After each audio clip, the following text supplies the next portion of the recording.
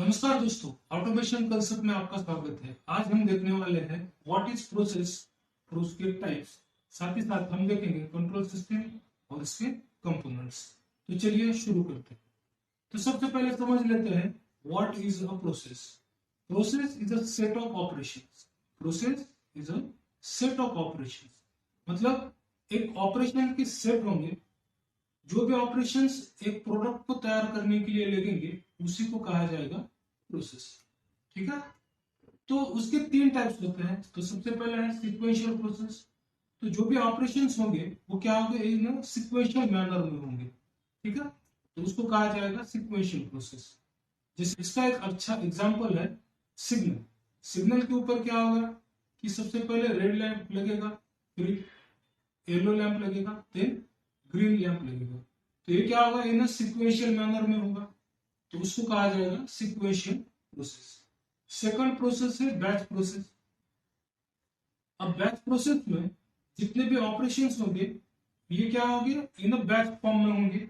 अब वो बैच एक तो आपकी प्रोडक्ट क्वालिटी के ऊपर भी डिपेंड होगा, मतलब अगर आपको उसका एज अ फाइनल प्रोडक्ट के हिसाब से बैच बनाना है तो बना सकते हैं, या फिर आप उसको टाइम स्पैन में डालना चाहते हैं तो टाइम स्पैन में भी डाल सकते हैं, या फिर आप उसको लिमिट ऑफ ऑपरेशंस में रखना चाहते हैं तो लिमिट ऑफ ऑपरेशन में भी रख सकते हैं। मतलब इतने ऑपरेशंस होंगे तो उसके बाद ये बैच खत्म हो जाएगी, ऐसे भी कर सकते हैं।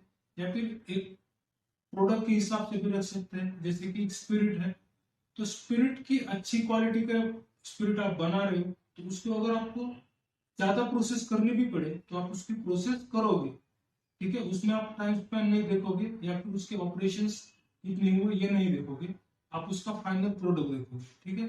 कुछ ऑपरेशंस ऐसे होते हैं कि जिसमें आपको टाइम स्पेंड डिफाइन करना पड़ता है कि आप उसको इस साइकिल को आपको बस 3 घंटे ही चलाना है। तो 3 घंटे होने के बाद वो क्या होगा, वो साइकिल खत्म हो जाएगी, नेक्स्ट बैच आप उसमें लोड कर सकते हो। तो वो जो ऑपरेशंस होंगे उसको कहा जाता है बैच ऑपरेशंस या बैच प्रोसेस। ठीक है। देन तीसरा है कंटिन्यूअस प्रोसेस, जिसमें आपके ऑपरेशंस ये क्या होंगे, कंटिन्यूअस होंगे। जैसे इसका अच्छा एग्जांपल है level control, tank level control, जिसमें आपको क्या करना पड़ेगा कि आपको टैंक की लेवल को कंटिन्यूसली मॉनिटर करना पड़ेगा और कंटिन्यूसली कंट्रोल करना पड़ेगा। तो उस ऑपरेशन को आपको क्या कर सकते हो, कंटिन्यूस ऑपरेशन या कंटिन्यूस प्रोसेस। ठीक है। इसमें अगर आपको कोई डाउट है तो आप हमें कमेंट करके पूछ सकते हो।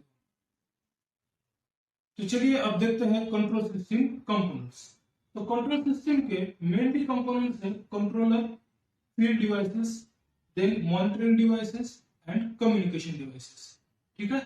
तो सबसे पहला है कंट्रोलर। तो कंट्रोलर में आप यूज कर सकते हो पीएलसी या फिर डीसीएस या फिर माइक्रो कंट्रोलर या फिर पीसी बेस्ड कंट्रोल। ठीक है। तो पीएलसी में अलग अलग टाइप के पीएलसी है, कॉम्पैक्ट है, मॉडुलर है, कॉम्पैक्ट प्लस मॉडुलर है। उसमें अलग अलग कंपनी के भी प्रोडक्ट्स अवेलेबल है, जैसे एलएम ब्रेडली है, सीमेंस है, डेल्टा है, जी फानुक है। ये अलग अलग वैरायटी में पीएलसी है। डीसीएस भी है, एबीबी का डीसीएस है, डेल्टा डीसीएस है, हनीवेल का डीसीएस है, सीमेंस का डीसीएस है 400 सीरीज। अलग अलग टाइप के पीएलसी है, डीसीएस है। जो भी आपकी कंपोनेंट्स की डिपेंड्स ऑन आपके इनपुट कितने हैं, आउटपुट कितने हैं। ठीक है। आपकी रिक्वायरमेंट कितनी है, मेमोरी रिक्वायरमेंट कितनी है, और सबसे बड़ी बड़ी चीज होती है कॉस्ट। इसकी कॉस्ट कितनी है उसके हिसाब से आप क्या कर सकते हो, कंट्रोलर सेलेक्ट कर सकते हो। Then PC based control means what, कि जहां पर पीसी एज अ कंट्रोलर की तरह काम करेगा, बस आपको उसको सॉफ्टवेयर देना पड़ेगा, सॉफ्टवेयर यूज करना पड़ेगा। जैसे कि इसका अच्छा एग्जांपल है लैब्यू। लैब्यू एक पीसी बेस्ड कंट्रोल सिस्टम है जहां पर आपको अलग से कंट्रोलर यूज करने की जरूरत नहीं पड़ती। आपका पीसी ही एज अ कंट्रोलर की तरह काम करना पड़ेगा, लेकिन उसको इनपुट आउटपुट देने के लिए आपको उसके डैक कार्ड यूज करने पड़ते हैं जो कि काफी महंगे होते हैं। ठीक है। सेकंड है फील्ड डिवाइसेस। फील्ड डिवाइसेस में आपके इनपुट डिवाइसेस है और आपके आउटपुट डिवाइसेस है। इसकी भी दो कैटेगरी होती है। अगर आप इनपुट डिवाइसेस यूज कर रहे हो तो उसमें दो है, एक तो होगा आपके डिस्क्रीट इनपुट और दूसरा होगा आपका एनालॉग इनपुट। डिस्क्रीट इनपुट में अच्छा एग्जांपल है इसमें आपकी प्रॉक्सिमिटी स्विचेस। ठीक है। प्रॉक्सिमिटी सेंसर्स, प्रॉक्सिमिटी सेंसर्स में आपके आईआर टाइप सेंसर भी होगा, resistive capacitive inductive type sensor भी है। ठीक है, इस तरह के सेंसर्स आप यूज कर सकते हो। साथ ही साथ डिस्क्रीट आउटपुट भी है, ठीक है, आउटपुट डिवाइसेस में डिस्क्रीट आउटपुट भी है, जैसे कि आपके लैंप है, रिले है, कॉन्टेक्टर्स है। इस तरह से आप डिस्क्रीट आउटपुट भी यूज कर सकते हो। ठीक है, एनालॉग में आपके जितने भी एनालॉग इनपुट के लिए जितने भी ट्रांसमीटर्स है, लेवल, टेम्परेचर, फ्लो, फ्रीक्वेंसी, इस टाइप के जितने भी ट्रांसमीटर्स है, वीएफडी है, उसको आप एज एनालॉग इनपुट यूज कर सकते हो। एनालॉग इनपुट आपको इनपुट देगा 4 to 20 मिली एम्प्स में या फिर 0 to 10 वोल्ट्स में। ठीक है, उसको आप यूज करोगे पीएलसी में एज एनालॉग इनपुट की तरह। ठीक है, देन एनालॉग आउटपुट डिवाइसेस कौन कौन से होंगे, आपके कंट्रोल वाल होगा, वीएफडी होगा, तो आप उसको एनालॉग इनपुट आउटपुट की तरह भी यूज कर सकते हो वीएफडी को। ठीक है, देन आपके आएंगे मॉनिटरिंग डिवाइसेस। मॉनिटरिंग में आपके पास एचएमआई होगा, स्काडा होगा, ठीक है, या फिर आपको एक छोटा कंट्रोल पैनल होगा तो उसके ऊपर भी आप कंट्रोल कर सकते हो, या फिर गेजेस होंगे उसके ऊपर भी आप उसको मॉनिटर कर सकते हो, कंट्रोल कर सकते हो। ठीक है, ये मैनुअल में होगा गेजेस। तो ये हो गया आपकी मॉनिटरिंग डिवाइसेस। साथ ही साथ कम्युनिकेशन, अब फील्ड से लेके कंट्रोलर तक। अब ये जो है कम्युनिकेशन फील्ड टू कंट्रोलर, एक तो डायरेक्टली केबल आपकी कंट्रोलर को जाएगी, ये भी होगा, और साथ ही साथ आपका होगा रिमोट टर्मिनल के साथ कम्युनिकेशन। जहां पर भी आपके रिमोट आईओस आप कनेक्ट करोगे, उसके साथ जो कम्युनिकेशन होगा वो आपका होगा फील्ड टू कंट्रोलर की तरह कम्युनिकेशन। साथ ही साथ दूसरा होगा आपका कंट्रोलर टू कंट्रोलर या फिर कंट्रोलर टू रिमोट डिवाइसेस। साथ ही साथ आपका स्काडा, एचएमआई के साथ भी कम्युनिकेशन।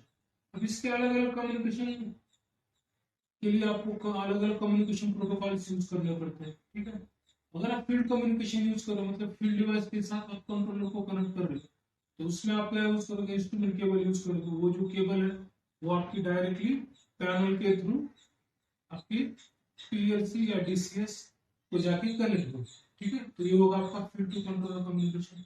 अगर आप रिमोट डिवाइसेस के साथ कनेक्शन कर रहे हो कंट्रोलर का, तो उसके लिए आपको अलग अलग टाइप के प्रोटोकॉल यूज करने पड़ेंगे, जैसे कि प्रोफिबस डीपी है, डीपी मींस डिसेंट्रलाइज्ड पेरिफेरल्स। तो उसको आप डायरेक्टली कन्वर्ट करोगे from the controller to field devices. उसकी मैक्सिमम कैपेसिटी 32 नोड्स की होती है, तो आप 32 नोड्स या 32 रिमोट डिवाइसेस के साथ उसको कनेक्ट कर सकते हो। 31 ही होगा, एक कंट्रोलर होगा, बाकी 31 आपके रिमोट डिवाइसेस भी हो सकते हैं, आप उसे भी यूज कर सकते हो। अगर आपको कंट्रोलर टू कंट्रोलर कम्युनिकेशन करना है तो भी यूज कर सकते हैं, या फिर आप प्रोफिनेट या फिर इथरनेट कम्युनिकेशन भी यूज करना था, इथरनेट भी कम्युनिकेशन यूज कर सकते हैं। ठीक है, मोस्ट ऑफ द पीएलसीज में, नए जो पीएलसी है उसमें इथरनेट कम्युनिकेशन भी प्रोटोकॉल यूज किया जाता है, स्काडा कम्युनिकेशन के लिए या फिर एचएमआई कम्युनिकेशन के लिए आप इथरनेट भी यूज कर सकते हो। अगर आपको सीरियल कम्युनिकेशन प्रोटोकॉल यूज करना है, जैसे कि RS-232 यूज करना है, तो उसको भी यूज कर सकते हो, या फिर अगर आपको DH-485 यूज करना है तो आप उसको भी यूज कर सकते हो। ठीक है, तो ये है आपके कंट्रोल सिस्टम कंपोनेंट्स। अगर इसमें आपको किसी प्रकार का डाउट है तो आप हमें कमेंट करके पूछ सकते हो। ऐसे वीडियो देखने के लिए हमारे चैनल को सब्सक्राइब करो। अगर वीडियो पसंद आया तो इसे लाइक करो, अपने दोस्तों के साथ अपने कॉलेज में इस वीडियो को शेयर करो। तो मिलते हैं अगले वीडियो में, धन्यवाद।